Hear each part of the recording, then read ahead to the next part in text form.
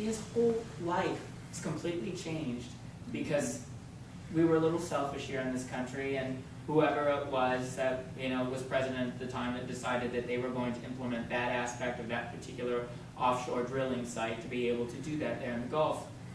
Stuff like that happens, and then you see heartbreaking images of pelicans and turtles. The dark shrimp. Yeah, right. I mean, but the price of gas is now below $2. yeah. So, that's lemmy cake. Yeah, right. But it's also, we need to realize that everything that we're doing now, I mean, there are still areas in the south portion of the United States that, and even though that BP oil spill was in 2010, there's still oil everywhere. There's no fish. Yeah. None. And talk about the fishermen that actually, here in the state of Florida, that we were at Marlin Darlin in Pinellas County, that man that owns that restaurant, he owns it's a franchise, owns a couple different other restaurants, actually has a boat where local fishermen go. He employs them. It affects everyone from the top all the way down. The fishermen that are affected, the small businesses that are affected, the beach communities that are affected in their development. Not to mention what it does to the beach. Exactly. I remember being in Israel after there had been an oil spill in the Mediterranean, and when you came off the beach, you had to wash your feet in a special solution. Because the tar that was on the beach from the oil spill was just all over the place, and if you went into the hotel without washing your feet, you were leaving tarry footsteps all over. Isn't that awful? I just don't understand how we can really do that. But in these fresh water supplies, even that we're drinking from here in the state of Florida, you have wastewater supply discharge and fossil fuel disposal that's going, and you're drinking that. In the year 2000, we had the comprehensive Everglades restoration plan that was put into effect. That expires in 2018. That means that they are not allowed to do from Delaware, Maine area of the United States all the way down southeast portion of the United States down to where all the magic happens, Florida. All of that offshore drilling that can happen on those parts of the ocean, that's not allowed because of that specific bill that was bipartisan. It was both Democrats and Republicans that did the right thing, but that's about to expire in 2018. This is called dark money in politics. You have many of these lobbyists and these organizations that are saying, here, congressman, whoever you are, let me, throw you a couple kicks and get your son, some courtside seats to a Lakers game. And let me go ahead and do this, but you have to vote for this bill to allow this offshore drilling. Even though it's probably bad for the constituents, and if you are from the state of Florida, and you're voting for this, you're destroying it if you see that pipe might leak.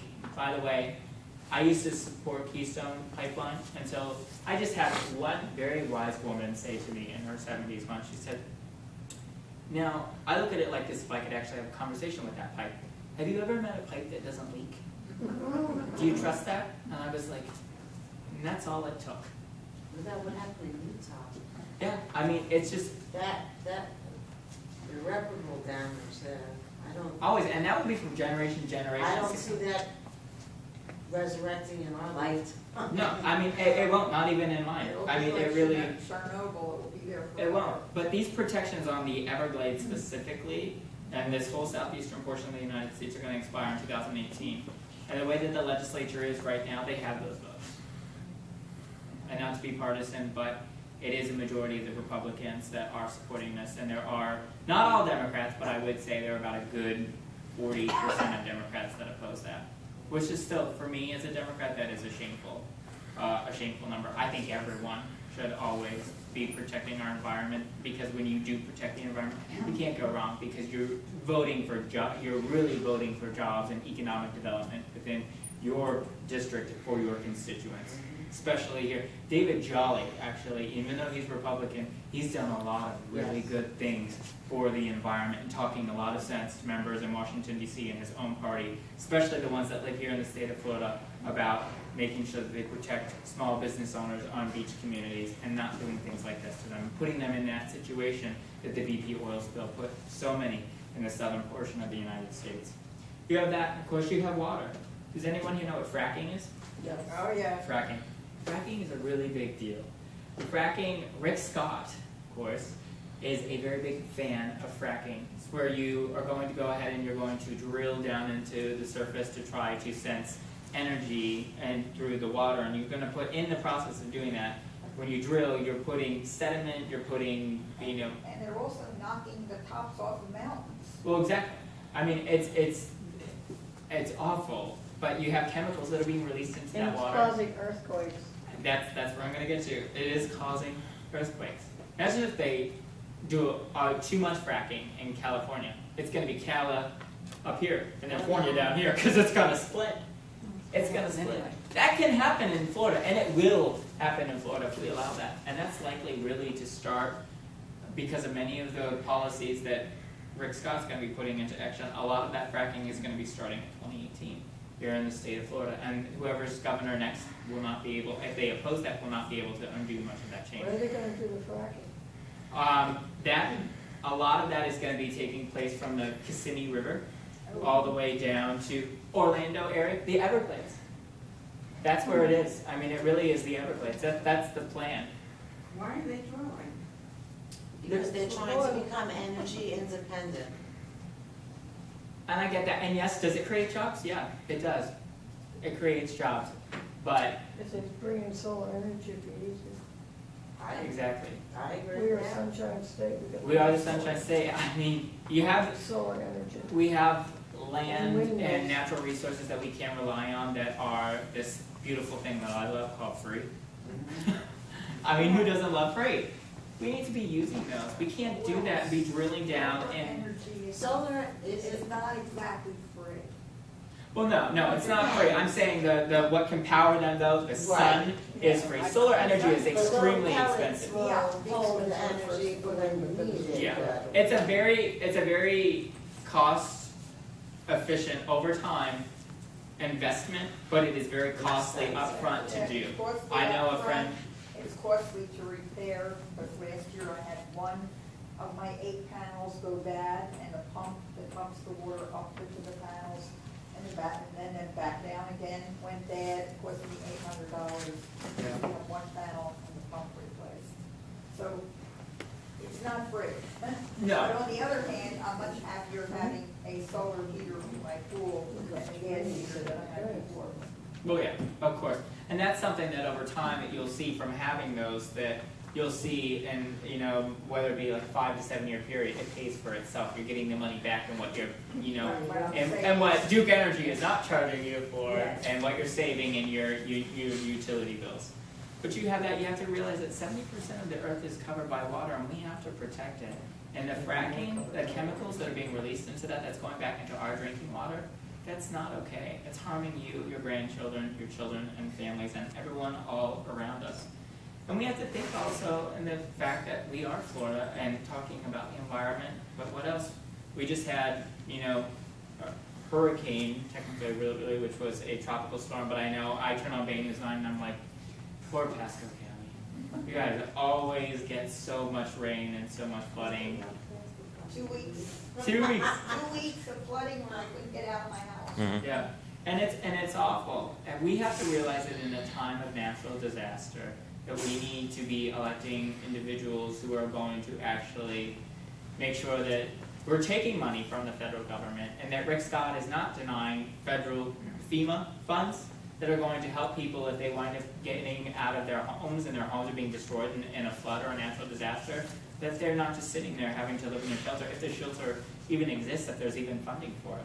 Because he won't accept money from the federal government for things like that. Well, I heard that FEMA refused to give us money because we didn't need. You didn't meet the 26 quota, million, yeah, right. in damages. You didn't meet the 26 million. There is a fund set up in Pasco County, I believe from the state. Coming that from went the to state. Pasco County to assist people that had major issues during the 30 days and 30 nights. And I think that fund has $7.1 million in it, Right. something like that. And they say that it's, And you guys have about, 0% interest on a 10-year loan to help you out, like if you needed help with your roof and stuff like that. But he didn't, in all defense, didn't turn down the FEMA money. We didn't qualify for you their didn't qualify. assistance. No, I get that. I misspoke when you say that, but you know what I mean Yes. when I say that. So you didn't meet the the Dollar $26 million figure, right. mark, and I think the damages what were they? They were 21 million. I don't know, we came very close. Yeah, but the fund that you do have, that is something that actually is a state Right. level thing, and that is severely underfunded by budget cuts that Rick Scott did do, and that's why there's only $7.1 million in there when you need 21 million. And had you had that 26 million, yeah, you would have gotten that. That's the federal level of government, but the state level, that is a Rick Scott thing, because had he actually not been slashing funds and programs that would have been able to fully fund that, people wouldn't be, hurting so much from the aftermath of so much of that flooding. So that's what I meant. Sorry, I apologize. A little clearer next time. But I lived through Hurricane Sandy, and I worked with Chelsea Clinton and the Clinton Foundation, going to Far Rockaway Beach and Queens, and going and cleaning up and cutting down. I saw all my friends. It was just awful. Boats in the middle of the street. And it's mind-boggling to me too, because I was down there before Hurricane Sandy happened. I worked on a mayoral campaign. I always have to smile when I say it, because I always see a nice reaction. I had worked for Anthony Weiner, congressman from New York, and he's a good man. He lacks some judgment in certain areas in his personal life. But Anthony, he does have a really good heart, and I believe in second chances, and I gave him a second chance, and I stood by him through that campaign. But when I campaigned and I worked for Anthony, I was going in so many of those areas that I had never been. I'm a Manhattan boy, so I was always in Manhattan area. So when I'd be going to Queens or into Brooklyn and seeing, wow, Frizzy Point. yeah, how is this happening?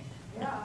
Areas that I have been canvassing, and I go and the doors are unlocked, windows are smashed up, and literally you can see from where the water was all the way past the roofs, where lines are mold everywhere. There was just neighborhoods wiped out. There were, and I remember knocking on some of those doors, and I'm going back, and there's no one there. Yeah. You couldn't say that. And there were some people that were still living in those neighborhoods. They were doing it because they had nowhere else to go. And they're having to live in all of that mold and everything from the aftermath of so much flooding and that devastation that Hurricane Sandy. My brother was in Largo, he was very lucky. The water went under his house, but not into it. All they lost was everything, the contents of his Yeah. garage. And that's why it's important, going back to fracking, in a time of natural disaster, an earthquake, that would be considered a natural disaster. You cannot allow that in this state of Florida, especially when we're surrounded by water. If you have an earthquake, you're going to get some flooding. There's so much that's going to come with it that California might not have. So, We with had an earthquake way back in 2006. yeah, Oh my. It was out in the Gulf. I was here when it happened. yeah.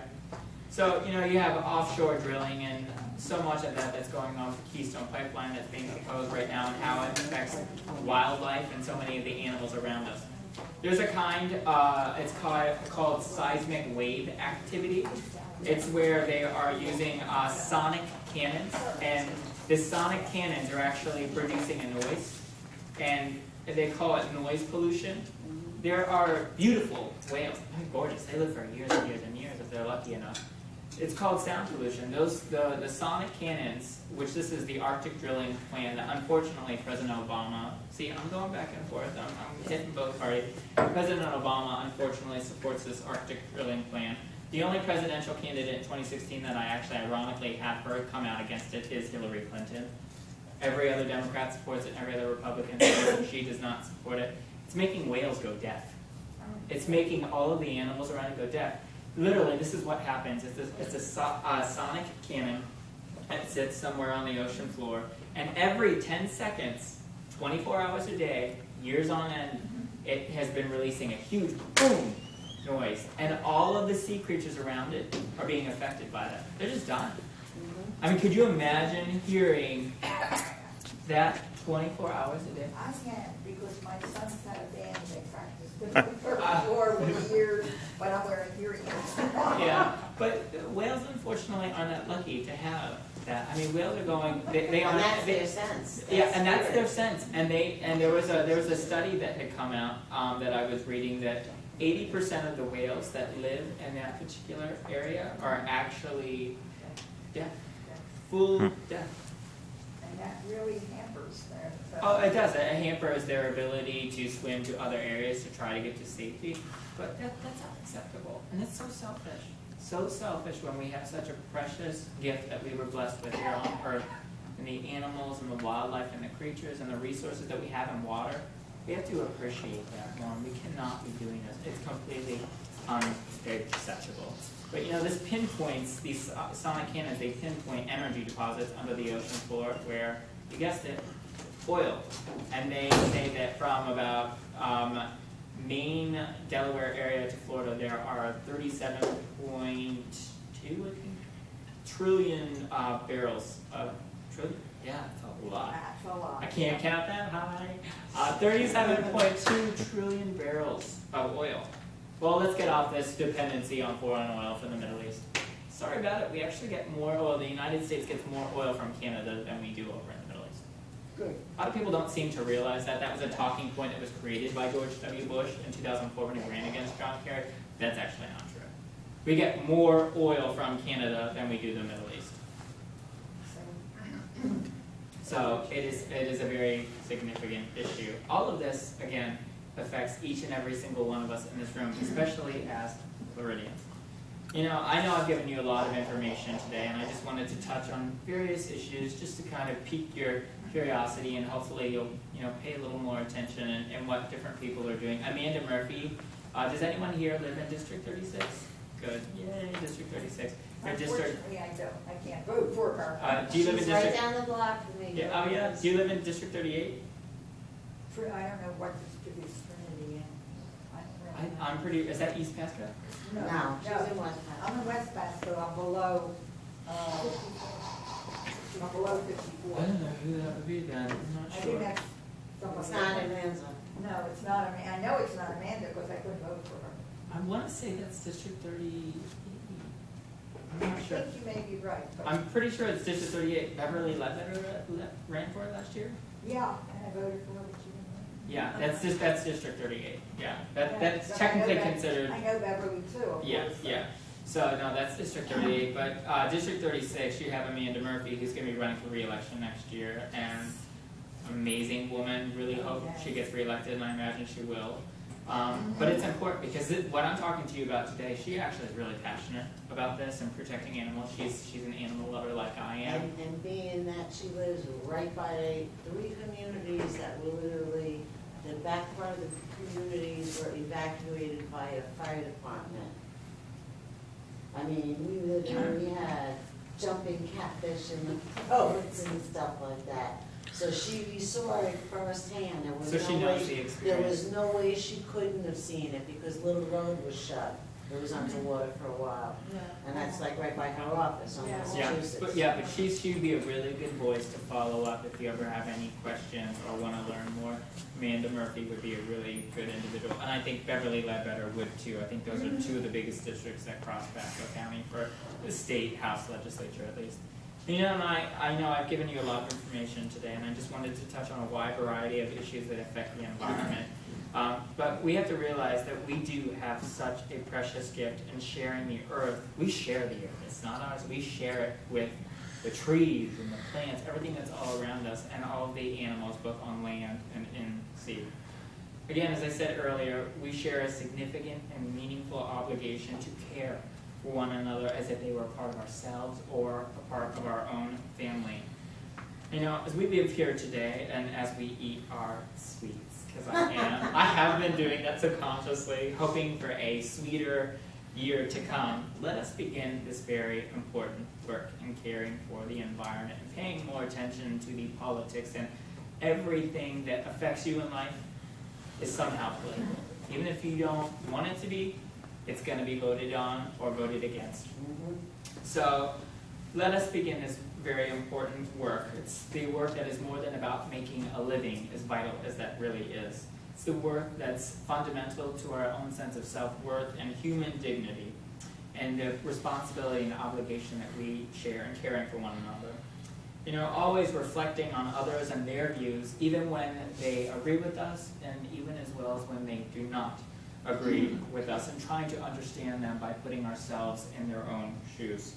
So much of that compassion and that understanding and that empathy is what is missing in politics, and those who are voting bad votes that are hurting the environment, small business owners and beach communities and everyone in the state of Florida. That is what's missing, and it's